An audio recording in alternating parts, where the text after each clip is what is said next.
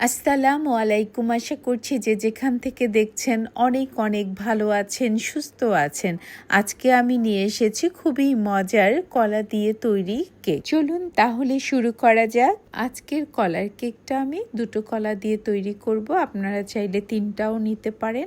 কলা দুটো ভালো করে ছিলে কাঁটা চামচের সাহায্যে ম্যাশ করে নিব। আপনারা চাইলে ম্যাশার দিয়েও ম্যাশ করে নিতে পারেন, তবে একটা জিনিস খেয়াল রাখতে হবে, কলাগুলো যাতে একেবারে মিহি না হয়ে যায়, একটু গোটা গোটা অথবা দানা দানা থাকে, তাতে করে কলার কেকের স্বাদটা অনেক গুণ বেড়ে যাবে, খেতেও অসম্ভব মজার হবে। কলাটা কিন্তু বেশ খানিকটা পাকাই ছিল, তবে একেবারে গলা ছিল না।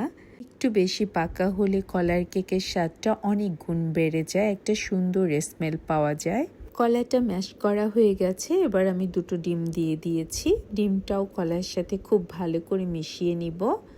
ডিমগুলো একেবারে ফর্ম করতে হবে না, জাস্ট কলার সাথে ভালো করে মিশিয়ে দিব, যাতে করে ডিমের সাদা অংশ আর হলুদ অংশ একসাথে মিশে যায়।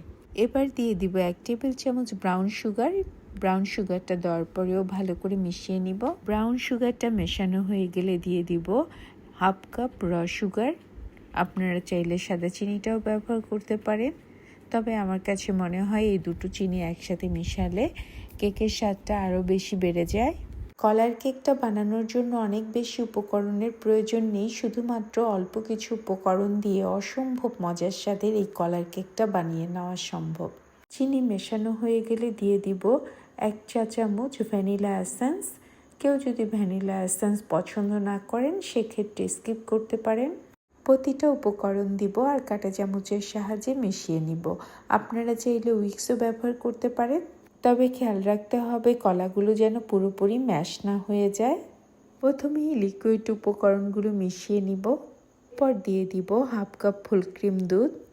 সমস্ত উপকরণগুলো রুম টেম্পারেচারে থাকা হতে হবে।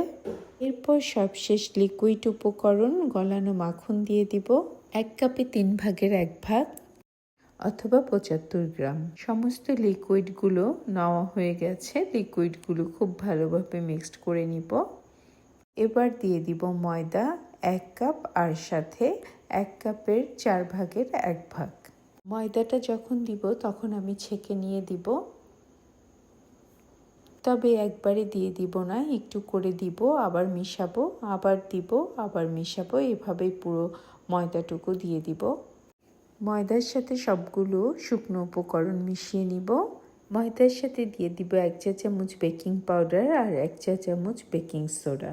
ব্যাটারটা খুব বেশি ঘনও হবে না, আবার পাতলাও হবে না, আমি দেখিয়ে দিব।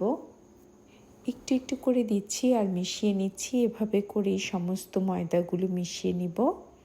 কলার কেকে বেকিং পাউডার আর বেকিং সোডা দুটোই ব্যবহার করতে হবে আসল স্বাদ পেতে হলে। ময়দাটা মেশানো হয়ে গেলে দিয়ে দিব 1.5 চা চামচ দারচিনির পাউডার। দারচিনির পাউডারটা মেশানো হয়ে গেলে দিয়ে দিব 1 চা চামচের 4 ভাগের 1 ভাগ লবণ।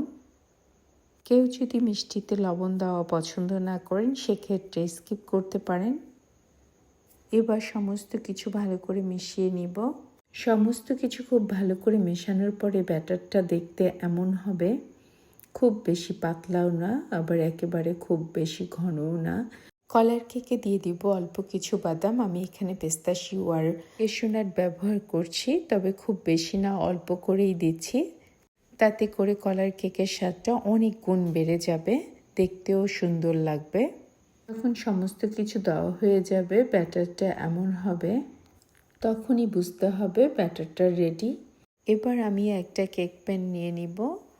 আপনারা চাইলে ঘি অথবা বাটার ব্রাশ করে নিতে পারেন, তবে আমি কোনো কিছুই ব্রাশ করে নিব না, কারণ এমনিতেই আমার কেকটা উঠে যাবে। এবার একটু একটু করে কেক প্যানের মধ্যে ব্যাটারটা ঢেলে দিব। খেয়াল রাখবো যাতে বাহিরে না পড়ে যায়। কেকের ব্যাটারটা এমনই হবে, খুব বেশি ঘন হবে না। খুব বেশি ঘন হলে ভিতরে কিন্তু কাঁচাই থেকে যাবে, আবার একেবারে পাতলাও করা যাবে না। এবার একটু ট্যাপ ট্যাপ করে নিব 2 সাইডে ধরে। ট্যাপ ট্যাপ করা হয়ে গেলে অল্প কিছু পিস্তাশিও উপরে ছিটিয়ে দিব। আপনারা চাইলে কিশমিশ অথবা কোকোনাটও ছড়িয়ে দিতে পারেন। এরপর ওভেনে দিয়ে দিব বেক করার জন্য 140 ডিগ্রি সেলসিয়াসে 45 মিনিটের জন্য। তৈরি হয়ে গেল অসম্ভব মজার কলার কেক। দেখুন দেখতেও কত অপূর্ব হয়েছে, ভিতরটাও পুরোপুরি হয়ে গেছে। একটু দেখিয়ে দিচ্ছি, একটু ঠান্ডা হলে তারপরে সুন্দর করে পিস পিস করে কেটে নিব। খুব সুন্দরভাবে কলার কেকটা হয়ে গেছে, উপরে ভিতরে সব দিকেই খুব পারফেক্টলি কুকড হয়েছে। খুব সুন্দর একটা স্মেল ছড়িয়ে পড়েছে চারপাশে। কলার কেকটা অসম্ভব মজার, কেউ যদি একবার বানান তবে বারবার বানাবেন। কলা দিয়ে পারফেক্ট একটা কেকের রেসিপি বানাতে চাইলে আমার এই রেসিপিটা ফলো করতে পারেন। যদি আমার এই চমৎকার মজার কলার কেকের রেসিপিটা আপনাদের ভালো লাগে তবে অবশ্যই একটা লাইক, কমেন্ট অ্যান্ড সাবস্ক্রাইব করে আমার পাশে থাকবেন। আপনারা সবাই অনেক অনেক ভালো থাকবেন। আল্লাহ হাফেজ।